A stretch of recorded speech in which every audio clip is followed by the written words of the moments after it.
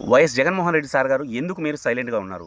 ఆంధ్రప్రదేశ్ రాజకీయాలలో అనేక పార్టీలు మీ మీద చాలా ప్రెషర్ పెడుతున్నా, చాలా అవాస్తవాలను ప్రచారం చేస్తున్నా, మీరెందుకు సైలెంట్‌గా ఉన్నారు అని చాలామంది కార్యకర్తల్లోనూ, నాయకుల్లోనూ డౌట్‌లయితే ఉన్నాయి.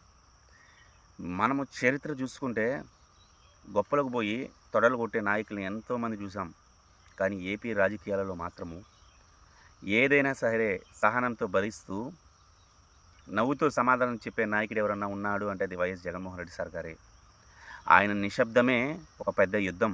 ఈరోజు ఆయన సైలెంట్‌గా ఉన్నాడు అంటే రేపు జరగబోయే యుద్ధానికి అది ఒక నిదర్శనం. ఆయన మౌనము చాలా భయంకరం. మాట్లాడే వ్యక్తి అయినా సరే మాటలతో వ్యక్తపరిచినప్పుడు ఆయన ఏం ఆలోచిస్తున్నాడు అనే విషయాన్ని మనం గ్రహించగలుగుతాం. మౌనంగా ఉన్న వ్యక్తి మనసులో ఏముంది?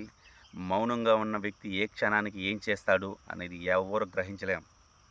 2029లో ఈ మౌనమే ఎవరైతే ఇప్పుడు కించపరిచి మాట్లాడుతున్న రాజకీయ నాయకులున్నారో అందరికీ ఘాటైన సమాధానం చెప్తది.